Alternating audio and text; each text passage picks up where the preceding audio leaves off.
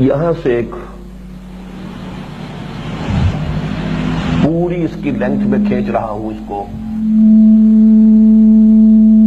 تاکہ معلوم ہو کہ یہ لامحدود ہے کوئی ذات.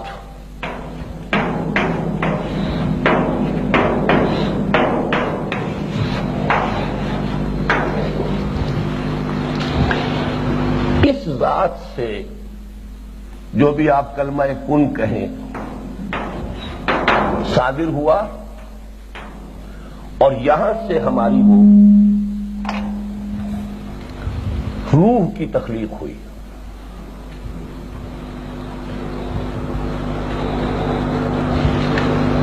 اس کے بعد اس میں عہد لینے کے بعد اس روح کو سلا دیا گیا.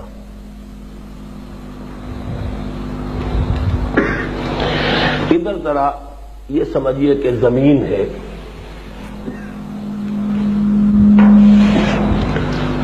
زمین پر اس پر ہم گفتگو کریں گے بعد میں. جو بھی حیوانی اور مادی سلسلہ حیات ہے اس سے ایک جسم وجود میں آیا. ماں کے پیٹ میں ایک فیٹس تیار ہو گیا.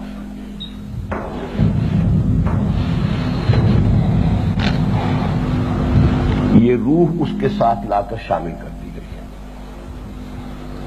یہ احیاء ہے. اب احیاء اولا، احیاء اول.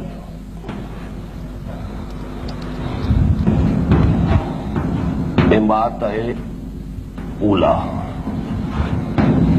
یہ ہے ہماری تخلیق اول. قرآن کہتا ہے اس کو.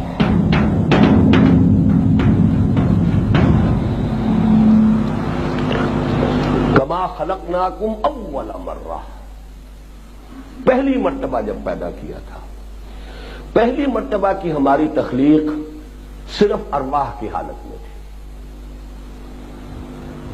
لیکن وہ ارواح، ہر روح اپنے شعور ذات کے ساتھ موجود تھی. میں، میری روح، آدم کی روح، محمد کی روح صلی اللہ علیہ وسلم، ابراہیم کی روح، یہ ساری ارواح بیک وقت ہیں.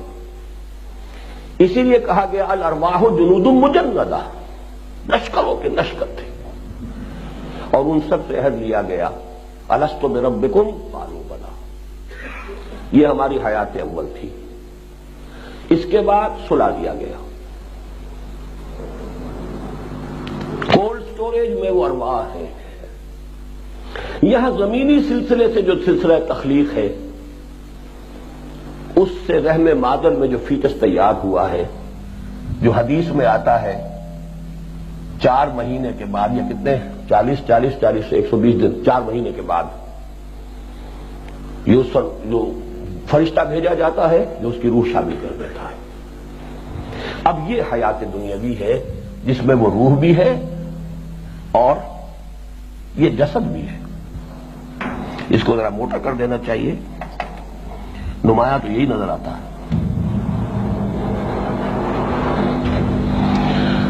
اب جو ہوا اماتہ ثانیہ، جو ہوگا میرا اور آپ کا اور بے شمار کا ہو چکا ہے. یہ جسم جہاں سے آیا تھا وہیں گیا. اب پھر صرف روح رہ گئی ہے.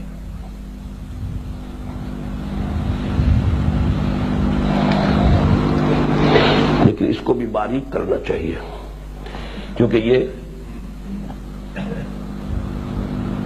یہ موت کی نیند ایک ہے، نیم حیات، نیم شعوری.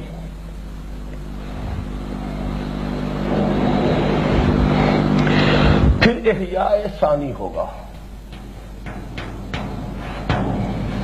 پھر ایک جسد دیا جائے گا.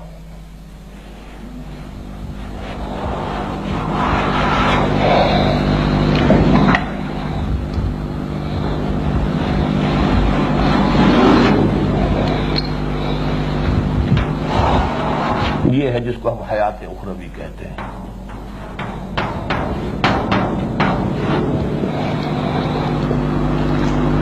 عام عقیدہ تو یہ ہے کہ یہی چلتا جائے گا ہمیشہ ہمیش کے لیے، چاہے وہ جہنم میں ہے اور چاہے وہ جنت میں ہے. لیکن اس میں ایک دوسری رائے بھی ہے. ایک رائے تو میں نے بیان کی ہے کھل کر، اور وہ رائے یہ ہے کہ جہنم ابدی نہیں ہے. ایک وقت آئے گا کہ سزا اپنے اپنے جرائم اور ان کے ماں بعد اثرات بھی شامل کر کے اس کے مطابق سزا پا کر اور پھر وہ جہنم سے چھٹکارا مل جائے گا، یا یہ کہ معدوم کر دیا جائے گا اگر اس میں کوئی خیر ہے ہی نہیں.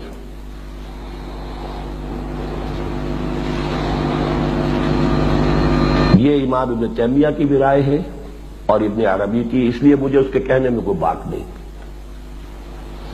اور یہ ان چیزوں میں سے ہے کہ جس میں یہ دو متضاد شخصیتیں جمع ہو گئی.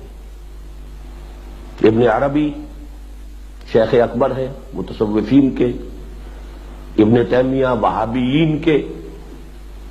یہ دونوں تو ایک دوسرے کے ہر اعتبار سے اینٹی تھیسس ہے، لیکن دونوں کے یہ امام کس بات پر متفق ہیں؟ اگرچہ اہل سنت والجماعت کا جو آفیشل عقیدہ وہ اس کے خلاف ہے، وہ جنت اور جہنم دونوں کو ابدی مانتے ہیں. اور ایک رائے یہ ہے کہ ایک وقت میں آ کر جنت بھی ختم ہو جائے گی، روح انسانی جہاں سے صادر ہوئی تھی وہیں لوٹ جائے گی، ذات باری تعالی.